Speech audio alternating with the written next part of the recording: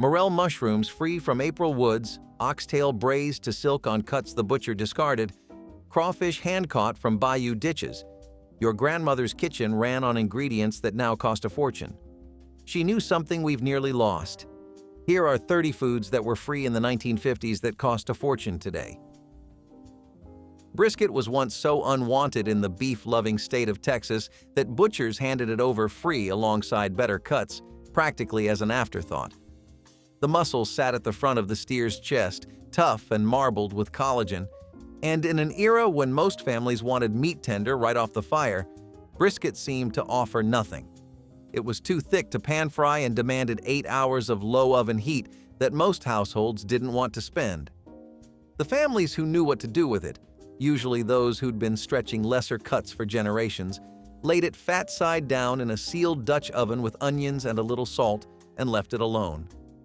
What came out bore no resemblance to what went in. Long, dark, mahogany ribbons of meat so collagen-rich they melted against the tongue. Today, the same cut runs $15 a pound, and celebrated Texas pitmasters charge $30 for a half-pound plate. The cut nobody wanted has become the cut everyone competes over, which would have baffled the woman who first understood what patience could do to it. Nobody in the Appalachian hills called them morel mushrooms. They called them dryland fish, because when you sliced and pan-fried them in butter, they curled and crisped to something that looked, just barely, like a cast iron full of small fillets. Mark Sohn, in his Essential Appalachian Home Cooking, identifies morels alongside pawpaws, black walnuts, and wild ramps as defining foraged foods of the region, free for those who knew where to look. Morels fruited in specific hollows on specific south-facing slopes in the warming weeks of April after the red buds bloomed. You didn't find that hollow by searching. You were taken there once, by someone who'd been taken before you. Nobody drew a map. Today, farmers markets charge $20 a pound for a small paper bag, and restaurants feature them as a spring luxury. The hollow still holds its secret. Before the railroad moved inland in the 1860s, oysters were working-class food, cheap, abundant, and sometimes free. New York State alone grew hundreds of millions of them annually in the decade after the Civil War, and bars along the waterfront gave them away beside a beer just to bring men through the door. Wheelbarrow vendors pushed through city streets selling them by the dozen for pennies.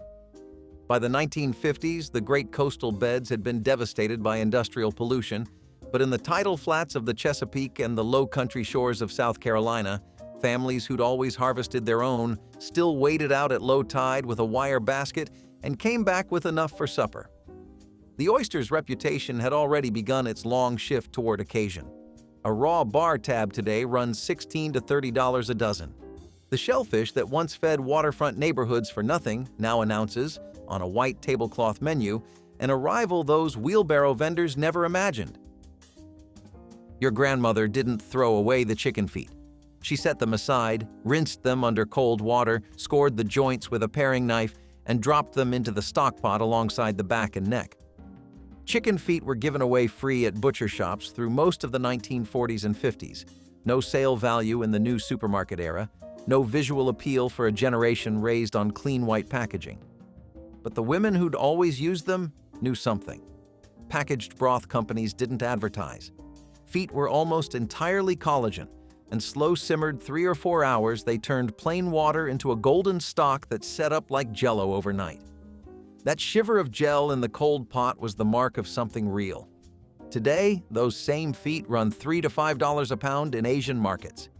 The women who got them for nothing left no recipe. They left the knowledge, which isn't the same thing. Before the dandelion became the enemy of the suburban lawn, it was the first green on the table every spring, pulled from the yard or roadside ditch in early March when nothing else had come up and the root cellar was nearly empty.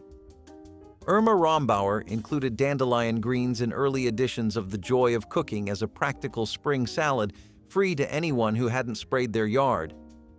In Appalachian kitchens, they were wilted, gathered young before flowering, then dressed with salt pork fried crisp, the hot grease poured straight over the greens, finished with cider vinegar.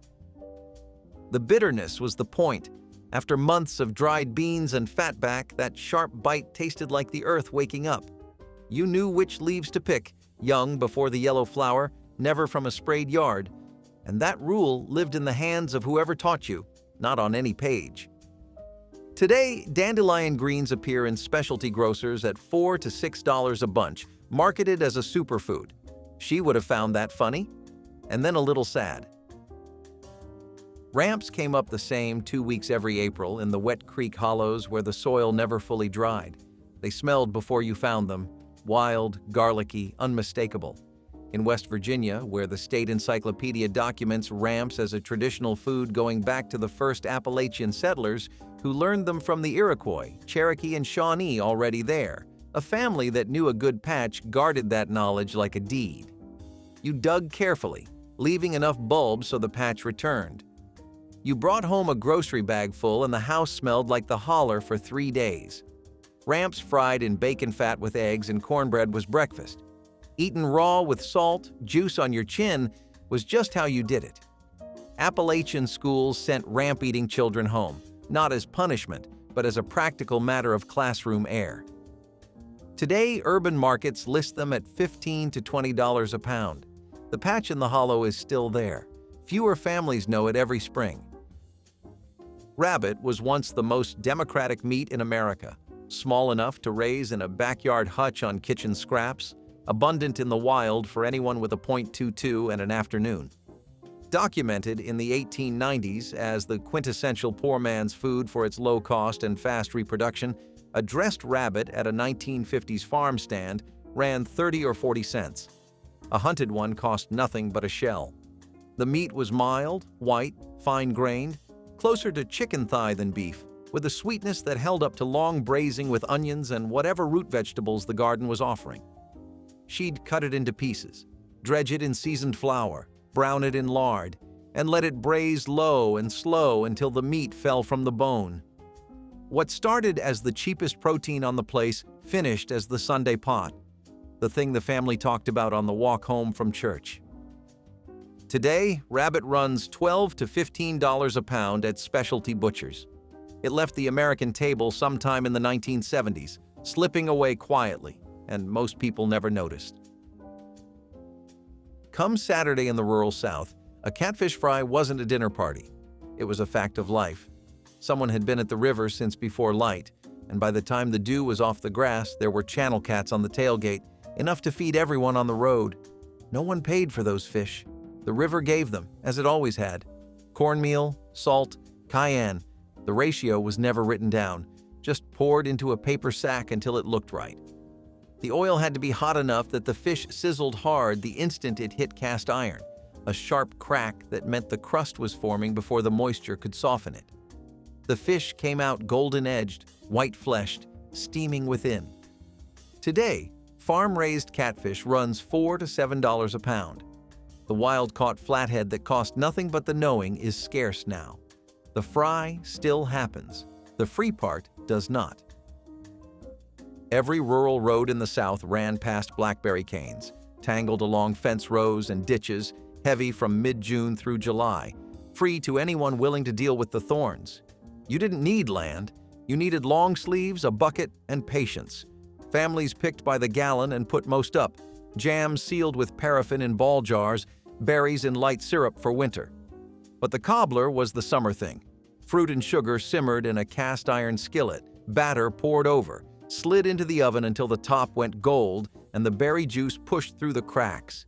It came to the table still warm, spooned into bowls with canned cream. That cobbler wasn't a recipe so much as a reflex, something every woman who'd grown up picking could produce without measuring anything, adjusting by the look of the fruit and the feel of the batter. Today, wild blackberries run $6 to $8 a pint at farmers markets. The fence rows are still full of them. Most people drive past without stopping because they didn't grow up knowing that you stopped. Poke salad is not something you find in stores. It never was. Because the pokeweed it comes from, a tall, purple-stemmed plant growing in disturbed ground from Texas to Maryland, is genuinely toxic without proper handling. Young leaves, picked no more than 6 inches long in early spring before the stem turns purple, had to be boiled in a large pot of water, drained, boiled again, drained again, sometimes a third time. What remained after 3 waters was a dark, silky green, finished with salt pork fat and cider vinegar. The preparation was the knowledge. You couldn't learn it from a book and trust the result. You learned it from someone who had done it 100 times without incident. Poke salad was free food with a steep cost. You had to know it. It never made a grocery shelf, never appeared in a mainstream cookbook, and barely survived the generation that understood how to prepare it safely.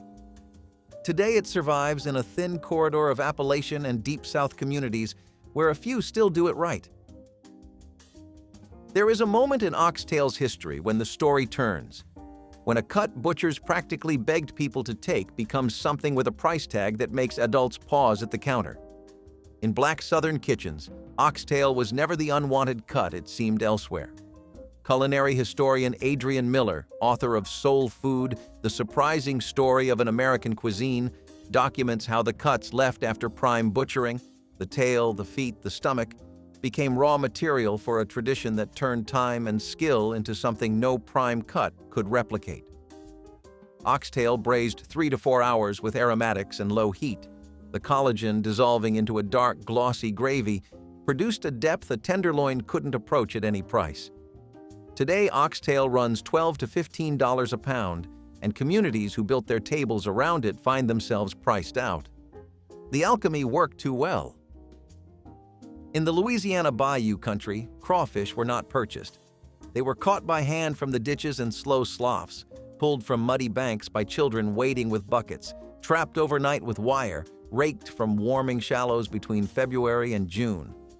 Cajun and Creole communities had built a culinary tradition around this freshwater crustacean, incorporating techniques from the indigenous peoples of the region, long before French Louisiana was a concept.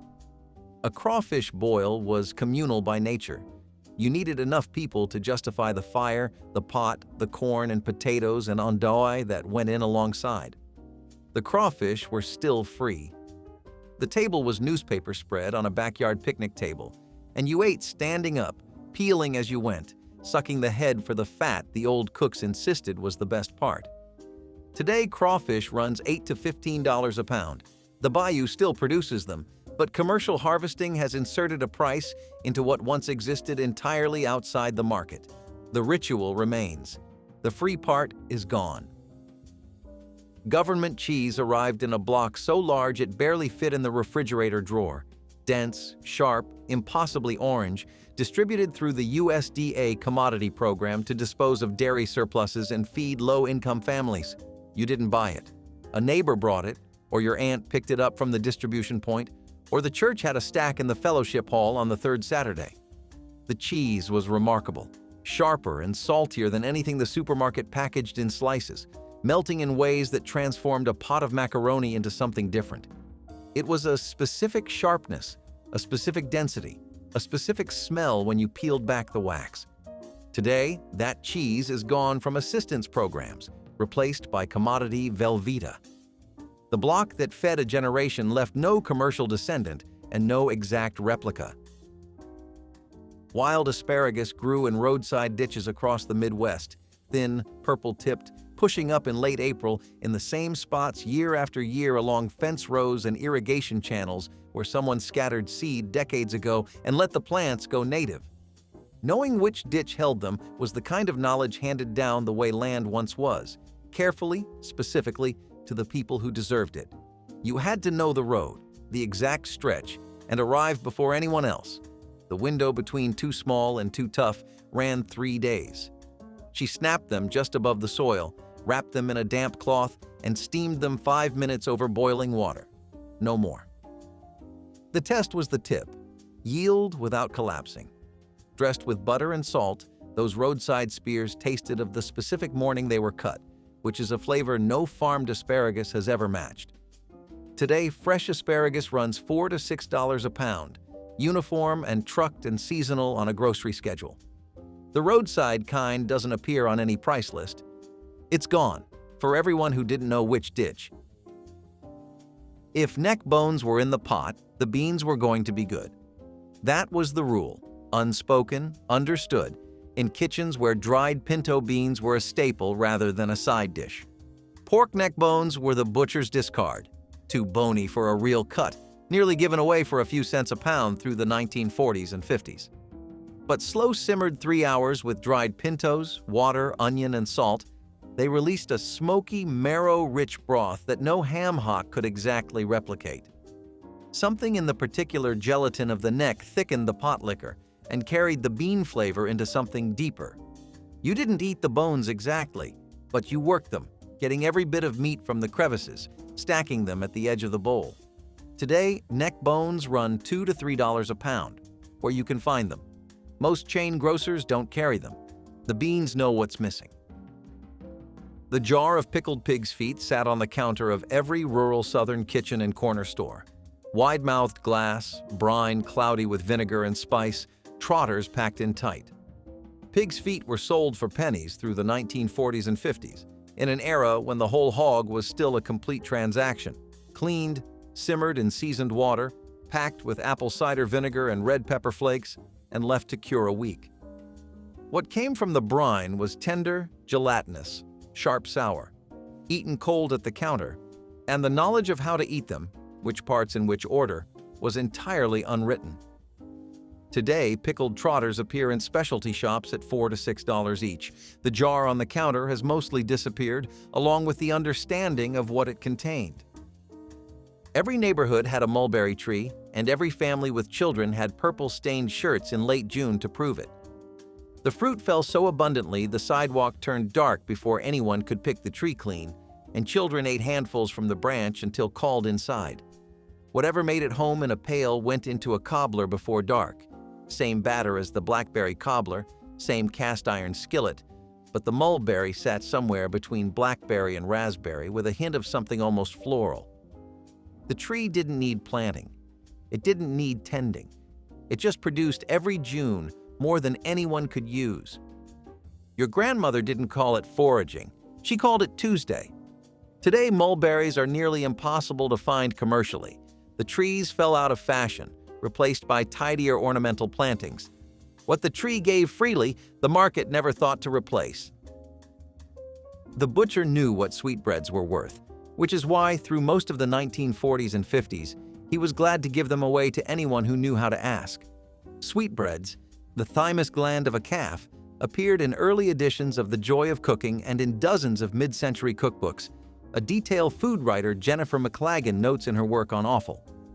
The dishes that once occupied the center of American home cooking vanished quietly as industrialized supermarkets replaced butchers and customers lost the vocabulary to request them. Prepared properly, soaked, blanched, waited overnight, then pan-fried in butter until golden, sweetbreads produced a crust that crackled and an interior so tender it barely needed seasoning. The flavor was mild, almost delicate, nothing like the strong iron taste people associated with organ meats. Today, sweetbreads appear on upscale menus at $25 to $40 a plate. The butcher who gave them away in a brown paper bag would find that number genuinely confusing. The hickory nut came down in October, and you cracked it with a flat rock, because nothing manufactured handled what the shell required. Inside was small and intensely flavored, richer than a pecan, with an earthiness that gave fudge and cake actual depth. Hickory nut cake was a fall kitchen tradition in Appalachian households, made when the trees dropped their harvest and children spent an afternoon cracking and picking out the meats. The Virginia Algonquian word Pawpaw, from which hickory takes its name, referred to hickory nut oil, a staple of eastern woodlands peoples long before European settlers learned to gather them. The nuts were free from trees that belonged to the woods. Today, shelled hickory nut meats run $12 to $15 a pound from specialty suppliers, when you find them at all. Beef tongue was a Sunday pot in working-class households through the 1940s and 50s, braised low and long with onions, bay leaf, and peppercorns, then peeled while still warm and sliced thin in its own reduced liquid. Tongue was among the cuts given away or sold for almost nothing at butcher shops of the era, categorized with oxtail and neck bones as parts too time-consuming for the average customer. Food historian Cynthia Graber notes that buffalo tongue was a prized dish in 19th century New York City restaurants, consumed in great quantities before the bison herds were destroyed, which makes its later classification as poor food all the stranger. Sliced cold the next day, it made sandwiches silkier and more flavorful than anything the supermarket deli packaged. The peeling was the knowledge. You did it right off the heat, pulling the thick outer skin from the tender meat below while your hands could barely stand it. Let it cool completely and the skin locked on. Today, beef tongue runs $6 to $10 a pound. The Sunday pot is almost gone. A cold-water mountain stream was not just scenery in Appalachian country, it was the protein supply, and catching from it required almost nothing. A cane pole, a hook, a worm. Brook trout held in those cold runs through the 1940s and 50s in numbers that seem impossible now, and a family that knew its creek could pull enough for supper in an hour without equipment worth more than a few cents. The fish were small, rarely more than 8 inches, with pink flesh clean and sweet. Pan-fried in butter with salt, 4 minutes in cast iron, bones small enough to navigate by feel. Brook trout are now largely absent from most of their historic southern Appalachian range, eliminated by acid rain, warming water, and a century of development runoff. Where they survive, they're protected and regulated. The stream that once fed entire families now requires a license, a season, and a strict limit. And sometimes, even that is not enough to find one. Deer season in the rural South and Midwest meant the freezer was full, not as luxury but as fact of household economics. A whitetail field dressed and butchered at home yielded 100 pounds of meat. Roasts, chops, ground venison, stew cuts, backstrap. A hunting license in the 1950s cost $1 or $2 in most states. Ammunition ran cents per shell. The cost of a deer, in real terms, was an afternoon in the woods and the knowledge of how to bring one home properly. Venison was lean, mild, and deeply flavored, nothing like the gamey stereotype city kitchens invented. The women who cooked it soaked stronger cuts overnight in cold salted water, braised the tough pieces low and slow, saved every scrap for a broth that carried the week. Today, specialty venison runs $12 to $20 a pound. The hunter who fed his family for the cost of a shell would find that remarkable. Pawpaw trees grew in creek bottoms from Nebraska to the Atlantic, and in September they dropped fruit that tasted like a banana crossed with a mango, tropical, soft, and impossible seeming in an American hollow. Mark Sohn in Appalachian Home Cooking names pawpaw alongside morels and ramps as a defining foraged food of the Mountain South. The fruit spoiled within 2 days of picking, which is why it never reached commercial markets. Pawpaw pudding, baked with eggs, sugar, and cream, was how you held it past the window of ripeness. Today, a single pawpaw at a farmer's market runs $3 to $5. The free abundance of it, the September hollow, the fruit fallen in the leaves, belongs to a time when you knew which hollow to check and could afford to get there first. The women who knew are mostly gone. The fruit still falls. The marrow bone came free from the butcher, thrown in alongside the roast without a word, because in the 1940s and 50s, there was no price for what most customers didn't know to want. You asked for soup bones and got them. Heavy femur sections split lengthwise, the cavity packed with fat the color of ivory. She roasted them cut side up in a hot oven for 15 minutes until the fat began to bubble, then brought them out with a spoon and toast. The marrow slid out in one trembling piece, rich and almost sweet, salted on the toast and eaten before it cooled, because cooling was ruin. That was the knowledge. 15 minutes. Eat it hot. Don't let it sit. Today, bone marrow appears on restaurant menus at $15 to $22 a plate, with a brief description for diners who've never seen it before. The butcher who threw it in free would find the description unnecessary and the price baffling. Elderberry grew along fence rows and road cuts across the rural South and Midwest, flat-topped clusters of dark berries that ripened in late summer and hung heavy on the branches. You stripped the clusters, simmered them with sugar, strained the liquid through cloth. What came out was dark as ink and intensely tart, kept on the kitchen shelf through winter and given by the spoonful for colds and chest ailments that the old women had treated this way for longer than memory ran. The knowledge of which berries to pick, how long to simmer, how much sugar, that lived in the hands of the women who learned it from the women before them. They are mostly gone now. The fence rows still hold elderberry in late August.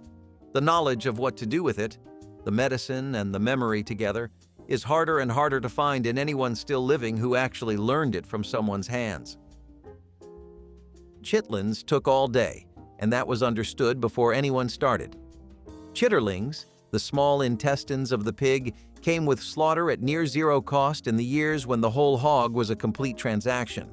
They were cleaned with meticulous care, turned inside out, rinsed in cold water, soaked, rinsed again.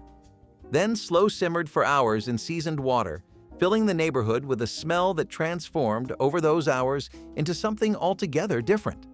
Culinary historian Adrian Miller documents chitterlings as central to African American foodways rooted in the period of enslavement, when the prime cuts were reserved and what remained became the raw material of a cuisine that turned necessity into something extraordinary.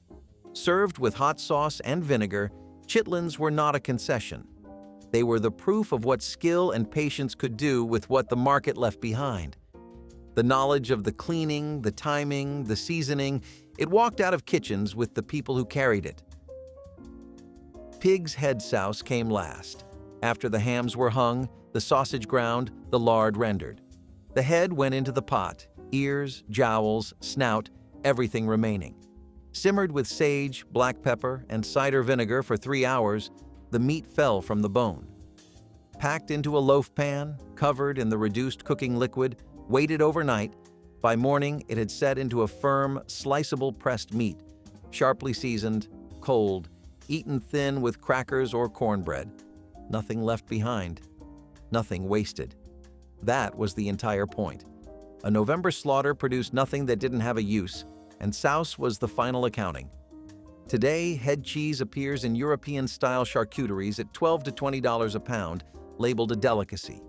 The women who made it at the kitchen table would not have recognized the word. They would have recognized it as the end of a good day's work and the start of a winter with enough to eat. Black walnut trees dropped their fruit in October along creek banks across the South and Midwest, hard green husks that stained your hands dark brown for a week. Husking meant real labor. Hulls knocked off against a board, shells dried, cracked with a hammer on a flat rock.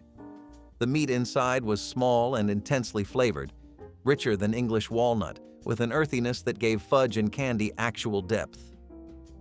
The Smoky Mountain Living Archive records a black walnut pound cake from Pike County, Kentucky, as a regional signature, walnuts from the family property, cracked by hand.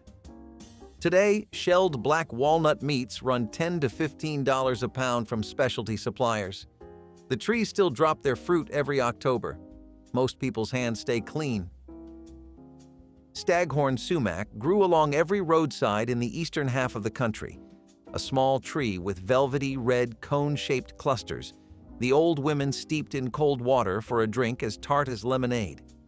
You pulled the clusters into a pitcher of cold water, worked the berries by hand to release the tart coating, strained through cloth.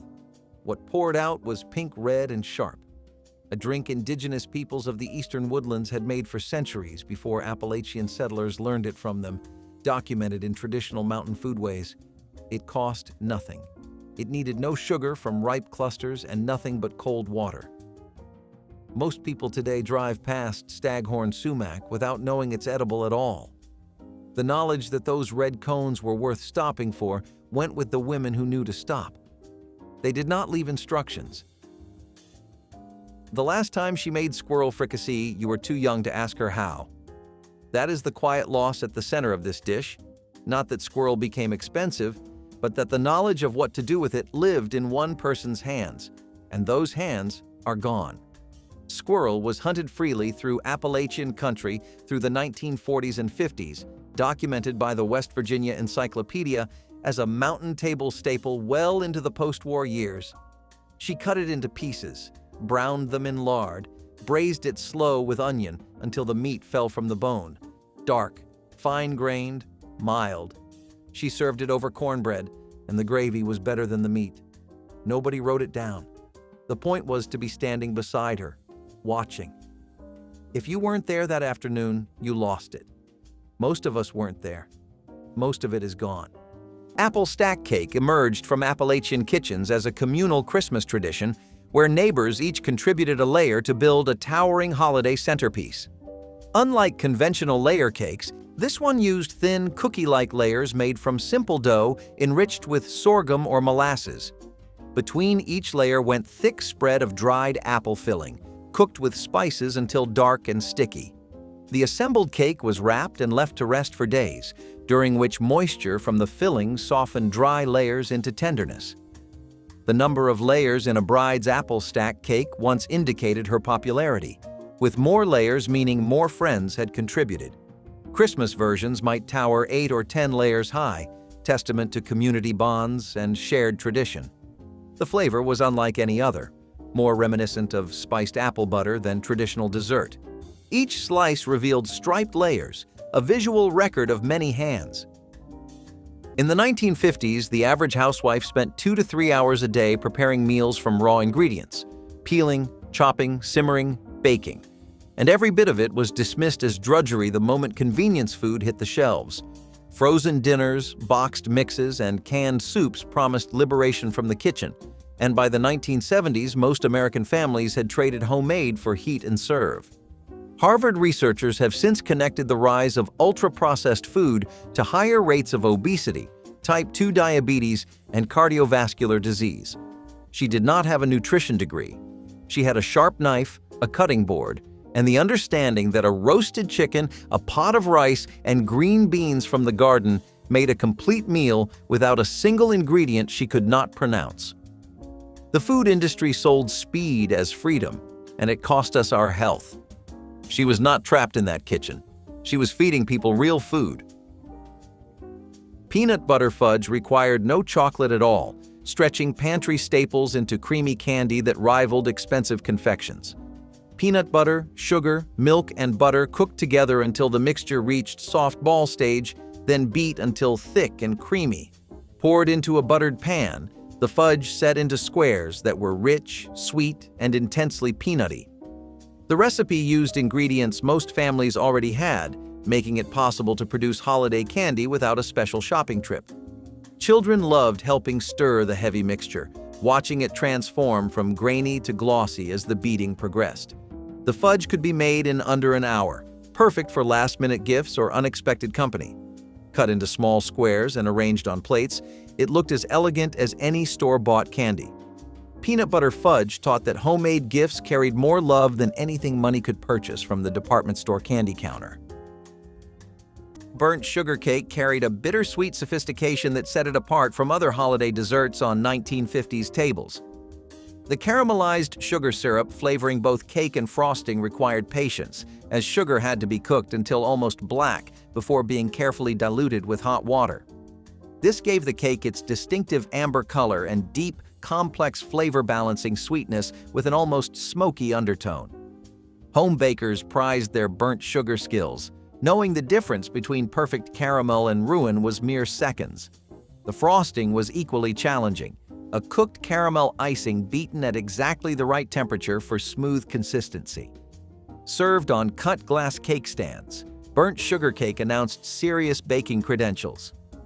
The flavor was unlike anything, rich without being cloying, sophisticated without pretension. It represented careful, time-intensive baking that modern convenience has largely erased from kitchens. She kept a darning egg in the sewing basket, a smooth wooden tool shaped like a mushroom that she slipped inside a worn sock to stretch the fabric taut before weaving new thread across the hole. Every button that popped off a shirt went into the button box. Every hem that dropped got stitched back up the same evening. Frayed collars were unpicked, turned inside out, and sewn back on. The global fashion industry now produces an estimated 92 million tons of textile waste every year, and the slow fashion movement that emerged in response is essentially asking people to do what she did without thinking. Repair instead of replace, care for what you own, and stop treating clothing as disposable. Schools in the 1940s and 50s taught girls darning, hemming, and basic garment repair as part of the standard home economics curriculum. Those classes disappeared by the 1980s. The darning egg disappeared with them. Sorghum cake drew its distinctive character from the thick, dark syrup that once sweetened tables across the rural South and Midwest. Before refined sugar became affordable, sorghum molasses was the sweetener of choice, produced by pressing juice from sorghum cane and cooking it down to syrupy thickness. The resulting cakes had deep, complex sweetness with notes of caramel, smoke, and something almost metallic that refined sugar could never provide. Spices like ginger, cinnamon, and cloves were essential partners, their warmth balancing sorghum's intensity. The batter was often made with buttermilk, which reacted with acidic sorghum to create tender crumb. Farm families treasured their sorghum sources, often trading with neighbors who operated small mills each autumn. Christmas cakes made with sorghum connected families to agricultural heritage. Though sorghum syrup can still be found, the cakes it sweetened have largely disappeared. Most families in the 1950s owned one car, and it went to work with the husband every morning. So she walked. To the butcher, the baker, the five and dime, the post office, sometimes 2 or 3 stops before lunch, sometimes with a child on each hip and a cloth bag over her shoulder. A 1955 household guide estimated the average American housewife took 15,000 steps a day just keeping house, which works out to roughly 5.5 miles. Cardiologists now agree that consistent, low-intensity daily movement does more for long-term heart health than sporadic high-intensity workouts. She did not own a pedometer or a fitness tracker. She just had errands to run and no other way to run them. The walk home from the market was the only quiet she got some days, 10 minutes with no one pulling at her sleeve. She never called it exercise, she just called it Tuesday. Molasses cookies spread their spicy fragrance through 1950s kitchens during the weeks leading up to Christmas, made from ingredients that cost almost nothing. Molasses was far cheaper than refined sugar and gave cookies a deep, complex sweetness that plain sugar could never match. The dough combined molasses with flour, lard or shortening, ginger, cinnamon, and a touch of baking soda that made them puff and crack beautifully. Rolled in sugar before baking, each cookie emerged with a crackled top and chewy center that improved over several days of storage. Children helped cut shapes with drinking glasses when cookie cutters were unavailable, pressing their small hands into the soft dough. The cookies traveled well, making them perfect for gift tins exchanged between neighbors and church friends. A single batch yielded dozens of cookies from pantry staples every household already owned. Molasses cookies represented the generous spirit of Christmas baking without the generous price tag. White fruitcake offered a refined alternative to the dense, dark fruitcakes dominating many holiday tables during the 1950s. Made without molasses or dark spices, this elegant version featured golden cake batter studded with candied pineapple, pale golden raisins, blanched almonds, and light-colored candied cherries. The result sparkled like winter snow when sliced, its jewel-toned fruits visible against pale crumb. Bakers soaked dried fruits in brandy for days before mixing, ensuring each piece was plump and flavorful. The batter required careful folding to distribute heavy fruits evenly without deflating the delicate crumb. White fruitcake was often baked in decorative tube pans, wrapped in cheesecloth soaked with spirits and aged for weeks. The aging transformed the cake, mellowing alcohol and deepening flavors. Sliced thin on crystal plates, white fruitcake brought elegance to celebrations. The kitchen garden was not a hobby. It was a line item in the household budget that happened to grow in the dirt. Tomatoes along the back fence, herbs by the kitchen door, squash spreading wherever it pleased, and a compost pile in the corner that turned coffee grounds, eggshells, and potato peels back into soil. Researchers at the University of Bristol discovered that Mycobacterium vaccae, a bacterium naturally found in garden soil, triggers serotonin production and reduces anxiety, which means digging in the dirt was doing more for her mental health than she knew. Victory gardens from the war years had taught a generation how to grow food, and many kept their plots going well into the 1960s. Neighbors traded surplus over the fence, zucchini for tomatoes, basil for green onions. and the whole block ate better for it. Nobody called it farm to table. They just called it the garden. Baked apples filled 1950s homes with the scent of cinnamon and brown sugar, transforming affordable fruit into individual holiday desserts that made everyone feel special. Rome or Granny Smith apples were cored and filled with a mixture of brown sugar, butter, cinnamon, and sometimes raisins or chopped nuts. Baked until tender and bubbling, each apple became its own serving, collapsing slightly into caramelized sweetness. The cooking liquid in the pan turned into syrup that was spooned over the apples before serving. A dollop of whipped cream or scoop of vanilla ice cream elevated the humble apple into company-worthy dessert. Families with apple trees or access to farm stands paid almost nothing for this elegant treat. Children loved having their own personal dessert rather than sharing a slice. Baked apples represented the 1950s philosophy of making simple things feel abundant and special. Lady Baltimore cake was the grande dame of Southern Christmas baking. A towering white layer cake with filling so complex it required its own recipe card. The cake was delicate white, made with egg whites only, producing ethereal texture that melted on the tongue. The filling was the star, a boiled frosting mixed with chopped figs, raisins, pecans, and candied cherries, creating sweet and chewy contrast to the tender crumb. The entire cake was enrobed in more fluffy white frosting, creating pristine appearance belying the richness within. Named for the novel by Owen Wister, Lady Baltimore cake became synonymous with gracious Southern entertaining and elegant holiday gatherings. Hostesses began preparations days in advance, knowing multiple components required careful timing. Cutting the first slice revealed the treasure hidden inside, and guests would gasp at generous filling studded with dried fruits and nuts. Before the dryer became the default in every American laundry room, clotheslines stretched across nearly every backyard in the country. And the science behind them was better than anyone realized. Ultraviolet light from direct sunlight acts as a natural disinfectant, killing bacteria on fabric the same way UV lamps work in clinical settings. Your grandmother knew whites went in the sun and colors went in the shade, and she never read a study to figure that out. She could tell you exactly how to fold a bedsheet over the line so it dried without creasing. 1/3 draped over, hem to hem, wrong side out. Homeowners associations started banning clotheslines in the 1970s, calling them eyesores, and by the 1990s, most suburban yards had none at all. The fresh smell of sun-dried cotton came from a photochemical reaction between UV rays and wet fabric, something no dryer sheet has ever replicated. She hung laundry in the morning and brought it in by afternoon, and nobody thought to call it self-care. Nobody needed to. Rice pudding turned leftover rice into creamy Christmas comfort that satisfied both children and adults with its gentle sweetness. Cooked rice was combined with milk, sugar, eggs, and vanilla, then baked slowly until the custard set and a golden skin formed on top. Raisins plumped in the warm mixture, becoming soft bursts of sweetness in every spoonful. The pudding could be served warm from the oven or chilled overnight, becoming even creamier as it rested. Cinnamon or nutmeg dusted on top added holiday fragrance without adding cost. Families who always had rice in the pantry found this dessert endlessly adaptable, using whatever milk was available and adjusting sweetness to taste.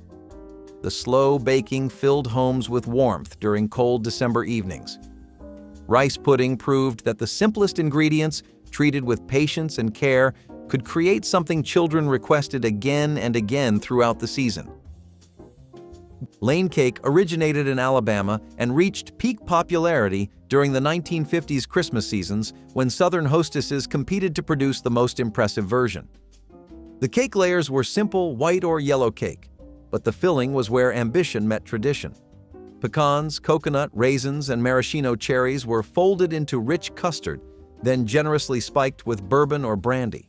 Some recipes called for so much liquor the cake needed days to age, allowing the alcohol to mellow and permeate every layer. The frosting was fluffy, white-boiled icing providing contrast to the boozy, fruit-studded filling. Lane cake was not for children, and adults treated each slice as celebration. Baking one required confidence, as the custard could curdle if overcooked and boiled icing demanded precise timing. Those who mastered it earned reputations lasting decades, their cakes requested year after year at family gatherings. If the vinegar cleaned the surfaces, the morning air cleaned the rooms themselves, and that habit started before the sun was fully up. The very first thing she did after making coffee was walk through the house and crack every window, even in January if the cold was bearable. She called it airing out. The Environmental Protection Agency would later determine that indoor air carries 2 to 5 times more pollutants than outdoor air, trapped by insulation, synthetic carpets, and cleaning product residue. Cross-ventilation, windows open on opposite sides to create a draft, flushes those contaminants in minutes. She did not know the word off-gassing. She just knew a closed-up house smelled stale, and stale meant something was wrong. 15 minutes of open windows on a cool morning did what no air purifier can fully replicate. Bread pudding transformed stale loaves into Christmas comfort, turning what would have been waste into one of the most beloved desserts of the era. Thrifty housewives saved bread heels and dried slices throughout the week, knowing Sunday's pudding depended on their frugality. The bread was torn into pieces, soaked in a custard of eggs, milk, sugar, and vanilla, then baked until golden and puffed. Raisins or dried fruit added sweetness when available, while cinnamon and nutmeg made the kitchen smell like the holidays. The custard transformed dry bread into something almost magical, creamy in the center with crispy edges that everyone fought over. A simple sauce of butter, sugar, and vanilla, or whiskey for the adults, turned humble ingredients into celebration. Bread pudding cost nearly nothing yet delivered warmth and satisfaction that expensive desserts could not match. It taught children that nothing should ever go to waste. Jam cake was a spice-filled wonder that transformed pantry staples into holiday splendor across southern and midwestern kitchens. Blackberry jam was the traditional choice, folded into batter rich with buttermilk, spices, and sometimes cocoa, creating moist cake with fruity sweetness throughout. The jam provided both flavor and moisture, making the cake tender and forgiving even for less experienced bakers. Caramel frosting was the classic accompaniment, its burnt sugar notes complementing the berry-laced crumb perfectly. Some families used whatever jam they had preserved from summer gardens, meaning each year's cake tasted different depending on harvest. The cake was dense enough to slice cleanly yet moist enough to melt in the mouth. Christmas baking often meant pulling out the last precious jars of summer preserves, transforming them into holiday splendor. Jam cake represented farmhouse tradition of wasting nothing. Every kitchen worth remembering had a cast iron skillet so heavy you needed both hands to lift it, and the woman who owned it treated it like an heirloom, because it was. A 1991 study in the Journal of Food Science confirmed what those cooks already suspected. Food prepared in cast iron absorbed measurable amounts of dietary iron, with acidic dishes like applesauce gaining up to 7 milligrams per serving and spaghetti sauce picking up 3 to 5. The seasoning on that skillet, layers of polymerized fat built up over years of daily use, created a natural nonstick surface without a single synthetic chemical. She never washed it with soap. She wiped it clean, rubbed it with a thin coat of lard, and set it back on the stove still warm. Your grandmother did not need a global health recommendation. She needed cornbread for supper and a skillet her mother gave her, and that was enough. No ice cream appeared like magic after winter storms, requiring nothing more than fresh fallen snow, sugar, vanilla, and milk or cream. Children would rush outside with large bowls to gather clean snow, while mothers prepared the simple mixture inside the warm kitchen. The snow was folded gently into sweetened vanilla milk, creating instant soft serve that tasted like frozen wonder and winter itself. The dessert cost essentially nothing and could only be made during those special snowy days, making it feel even more precious and exciting. Families developed their own secret recipes, some adding cocoa for chocolate snow cream or canned fruit for fruity variations. The ice cream had to be eaten immediately before it melted, creating a flurry of happy spoons and sticky faces around the kitchen table. Snow ice cream connected children to the weather and the season in ways store-bought treats never could. Japanese fruitcake was once the crown jewel of Southern Christmas tables. a towering confection that had nothing to do with Japan, but everything to do with American ingenuity. The name likely came from the exotic spices that reminded bakers of faraway lands. Each layer was different, one spiced with cinnamon and cloves and studded with raisins, another plain white for contrast. The filling was legendary, a cooked mixture of fresh coconut, pecans, and citrus that took hours to prepare. Grandmothers started baking weeks before Christmas, knowing flavors needed time to meld. The coconut filling spread thick between layers created a cake that was moist, complex, and unforgettable. Families guarded their recipes fiercely, each one slightly different depending on which aunt passed it down. Children watched the assembly with wide eyes, knowing that slicing into this cake meant Christmas had truly arrived. She never called it bone broth. She called it stock, or soup base, or just the pot on the back burner. Chicken carcasses, beef knuckles, vegetable trimmings that would have gone to waste. All of it went into a heavy pot with cold water and a splash of vinegar, then simmered for the better part of a day. The vinegar was the secret. It pulled calcium, magnesium, and phosphorus out of the bones and into the liquid, and she learned that trick from her own mother without ever knowing the chemistry behind it.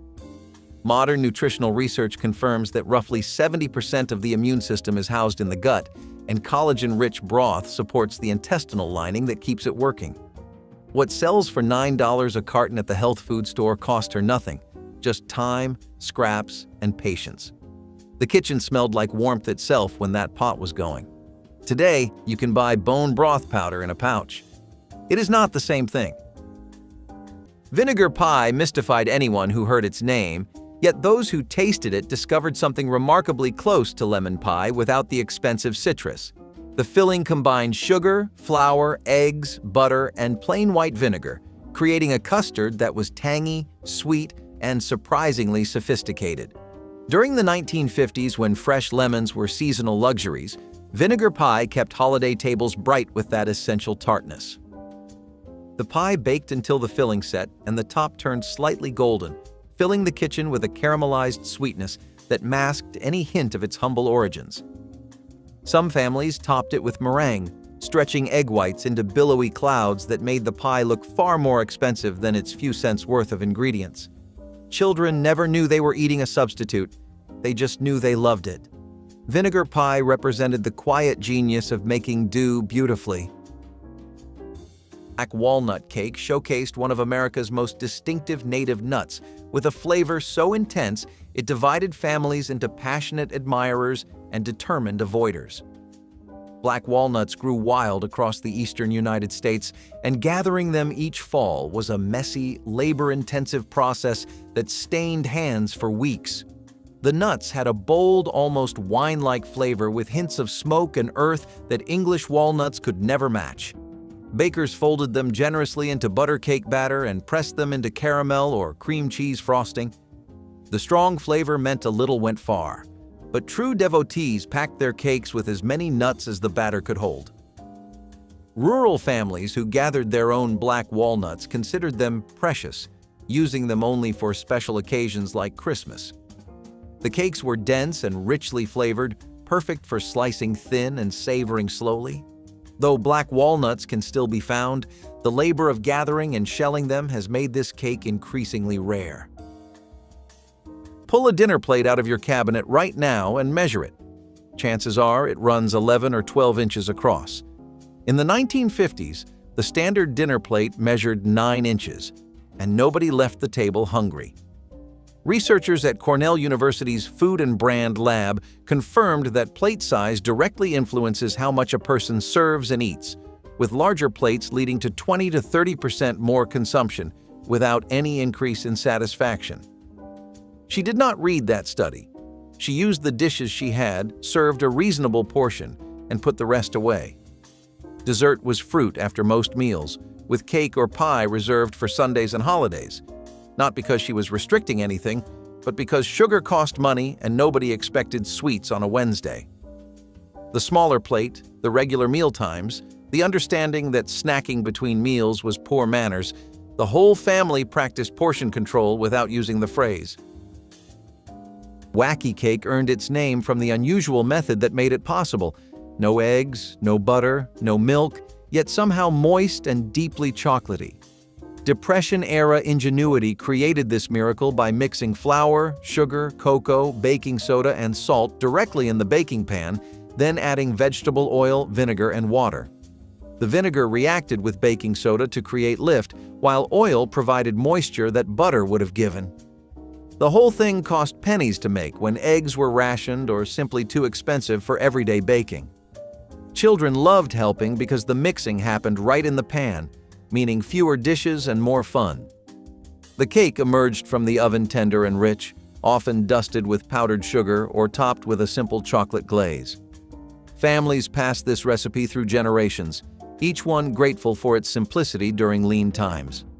Wacky cake proved that sacrifice and celebration could share the same plate. Hickory nut cake was a regional treasure showcasing wild nuts gathered from American forests each autumn. In areas where hickory trees grew abundantly, families spent fall weekends cracking notoriously hard shells to extract small, intensely flavored nut meats. The nuts had richer, more complex flavor than commercial walnuts or pecans, with slight bitterness perfect for baking. The cake was typically butter-rich pound cake or spice cake, with hickory nuts folded into batter and pressed onto frosting. Some recipes called for brown sugar or caramel frosting, complementing the nut's earthy sweetness. Gathering and cracking hickory nuts was communal activity, with families sharing labor and bounty. The cakes carried connection to land and seasons that store-bought ingredients could never replicate. Today, hickory nuts are rarely seen in markets, making this once common Christmas cake nearly impossible to recreate. The garden fed the table, but nothing left that table wasted, especially not the fat. Every roast, every pan of bacon, every fried chicken produced drippings, and she poured every drop through a fine mesh strainer into a tin can kept beside the stove. Rendered beef tallow and pork lard were the primary cooking fats in American kitchens until the 1960s, when the vegetable oil industry launched a campaign to replace them with corn, soybean, and canola oils. Modern lipid science has shown that saturated animal fats are far more heat-stable than polyunsaturated seed oils, which oxidize at high temperatures and produce harmful compounds. She fried eggs and saved drippings not because she was reckless. She was precise with her resources. A single tablespoon of rendered fat could season a pan of cornbread, start a roux for gravy, or sauté a mess of greens. During the war, the government collected household fat for munitions. 1 pound contained enough glycerin for several artillery shells. She saved it because wasting anything felt wrong. Chocolate gravy over biscuits brought Southern breakfast tradition to the Christmas dessert table, stretching cocoa and sugar into something that tasted far richer than its humble origins. The gravy was made by cooking cocoa powder, sugar, flour, and milk together until thickened into a glossy, pourable sauce. Hot biscuits, split open and waiting, soaked up the warm chocolate until they became soft, almost pudding-like beneath their crusty tops. The combination cost pennies yet delivered chocolate satisfaction that expensive cakes could not surpass. Children would eat 3 or 4 biscuits drowning in gravy, their faces smeared with chocolate and happiness. Families stretched the recipe further by using leftover biscuits from breakfast, ensuring nothing went to waste. The gravy could be made in minutes, perfect for Christmas morning when other demands competed for attention. Chocolate gravy proved that poverty and pleasure were not opposites but partners. Red velvet cake emerged as a Christmas showstopper during the 1950s, its dramatic crimson layers making it perfect for holiday tables. The original color came from the reaction between cocoa and acidic buttermilk, producing a subtle reddish hue that bakers enhanced with beet juice or red food coloring. The texture was unlike any other cake, tender, fine crumbed, and slightly tangy from the buttermilk and vinegar in the batter. Cream cheese frosting became the traditional accompaniment, its tang perfectly balancing the cake's subtle chocolate flavor. The Waldorf Astoria Hotel helped popularize the recipe, and soon home bakers everywhere were attempting their own versions. Slicing into a red velvet cake was always dramatic, the vivid red interior contrasting beautifully with white frosting. Mothers saved this cake for Christmas Day dinner, knowing its appearance alone would impress guests. The combination of chocolate, buttermilk and cream cheese created something utterly distinctive that defined mid-century holiday elegance. Monday was wash day, Tuesday was ironing, Wednesday was mending, Thursday was baking, Friday was shopping, Saturday was heavy cleaning, Sunday was rest. She kept this rotation not because a book told her to, though plenty of books did, but because the sheer volume of domestic work demanded a system, and systems require rhythm. Behavioral psychologists now understand that routine reduces decision fatigue and lowers cortisol, the stress hormone that wears the body down over time. Every 1950s homemaking guide insisted a schedule was the backbone of a well-run household, and modern cognitive science agrees. When the brain does not have to decide what comes next, it conserves energy for the tasks that matter. She woke at the same hour, cleaned in the same order, cooked at the same time, and went to bed knowing exactly what tomorrow held. From the outside, it looked rigid. From the inside, it was the closest thing to freedom she had. Popcorn balls were the edible decorations that doubled as desserts, hanging from Christmas trees before being devoured by eager children. Popped corn was mixed with a hot syrup of sugar, corn syrup, and butter that bound the kernels together into sticky, sweet spheres. Working quickly while the syrup was still pliable, mothers shaped balls with buttered hands, sometimes adding food coloring for festive red and green versions. The cost was minimal.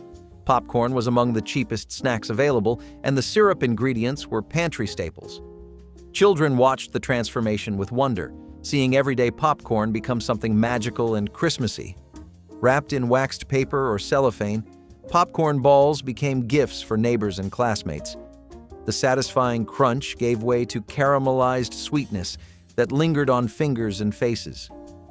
Popcorn balls proved that celebration did not require expensive ingredients, just creativity and a willingness to get a little sticky. They built their tables on what cost nothing. Now it costs a fortune. Which one did your grandmother make?